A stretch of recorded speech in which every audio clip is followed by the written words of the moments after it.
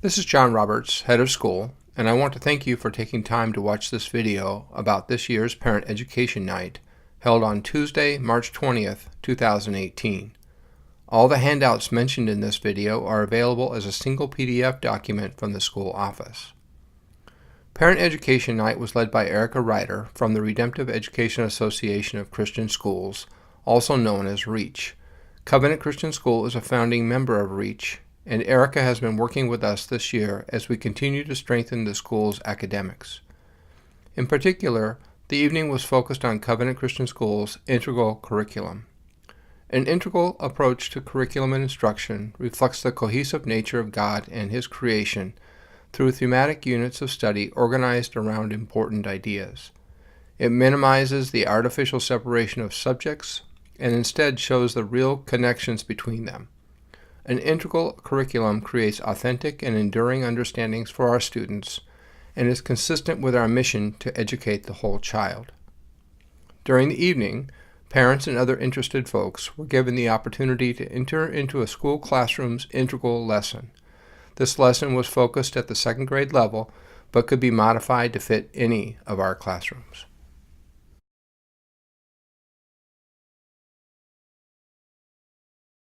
When they entered the fellowship hall, participants chose a table and began to consider several questions. These questions included, what did God create in the world? What are creations of God do you see in this room? For example, the people and the herbs placed on many of the tables. What do you know about herbs already? What do you wonder about herbs? These sorts of questions are tied to formative assessment. Formative assessment can be formal or informal.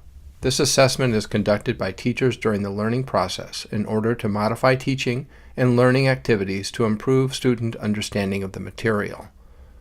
Participants were then asked to talk with others at their table about their answers to these questions, and then they discussed answers as a whole group.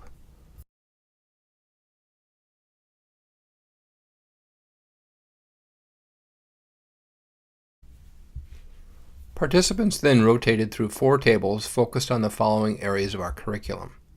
Table 1, writing, including prose and poetry. Table 2, art, writing, and math. Table 3, Bible, music, and memory. Table 4, history, reading, and science. Just a quick note about this rotation.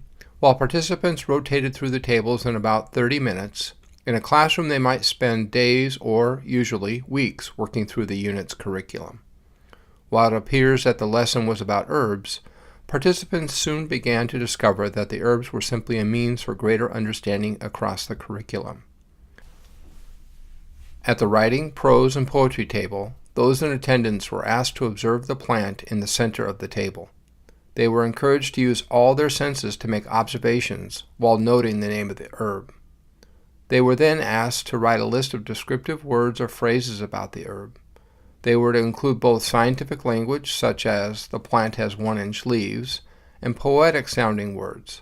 They were then to choose one of the following activities. They could arrange their list of words and phrases into a poem that describes or tells a story about the herb, or they could use their list of words and phrases to write a descriptive paragraph about the herb.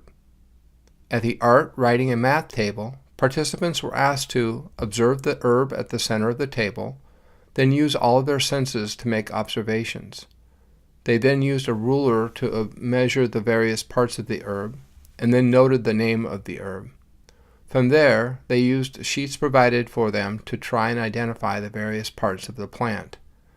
Finally, they used colored pencils to sketch a scaled image of the herb, and then identified the various parts of the herb by writing them on their drawing.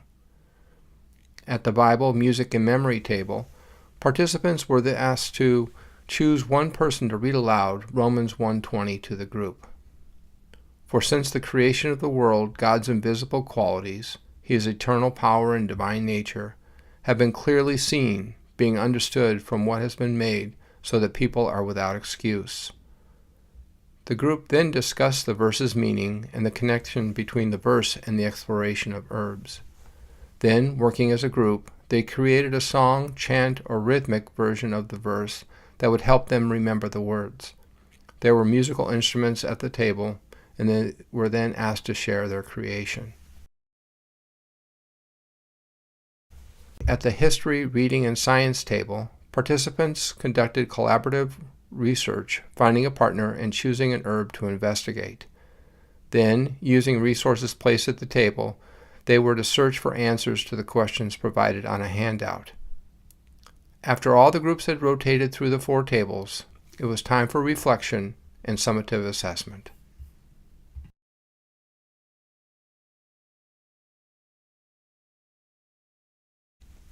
But first, Covenant 6th grade teacher, Erica Ballard, shared with the group an integral lesson that her students had recently completed. Using long rolls of white paper, the 6th graders drew, at full scale, plants found in our school's prairie, roots and all.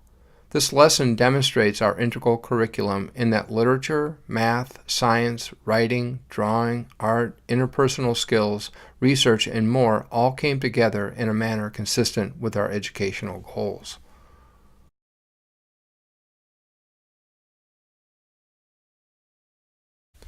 Attendees then began to share about their experiences. Each person answered a question that was written on a popsicle stick and pulled from a cup. These questions included: what is something new you learned about herbs? What connections can you make between Romans 1:20 and the other activities you did? What characteristics of herbs can help us understand something more about what God is like? Erica Ryder then read a paragraph describing integral curriculum, and then the group began to build an integral web. Participants identified subjects and educational goals covered during the evening. Identified areas included math, grammar, vocabulary, Bible, music, collaboration, prose writing, poetry, observation skills, drawing, history, science, reading, and research. You can see where a unit such as this could easily include other subjects, such as Latin. This graphic shows an integral web. I've used a wagon wheel to demonstrate how subjects might be covered in the classroom. A teacher might pull out a spoke from the wheel to teach a particular subject, but in a unit, the spoke would be replaced and, as a wagon wheel moves, blend together, breaking down the artificial barriers between subjects. There was discussion about the ways in which integral units honor the whole child and the whole class while building natural connections and providing a richer, deeper experience for our students through thematic units.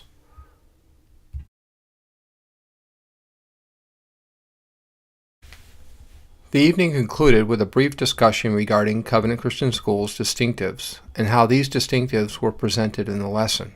The school's distinctives are a biblical worldview, a relational focus, an integral curriculum, and an experiential education.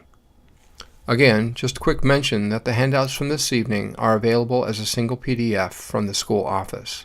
They include the lesson overview that has been developed using Understanding by Design, a commonly used method for designing curriculum. Again, thank you for taking the time to watch this video.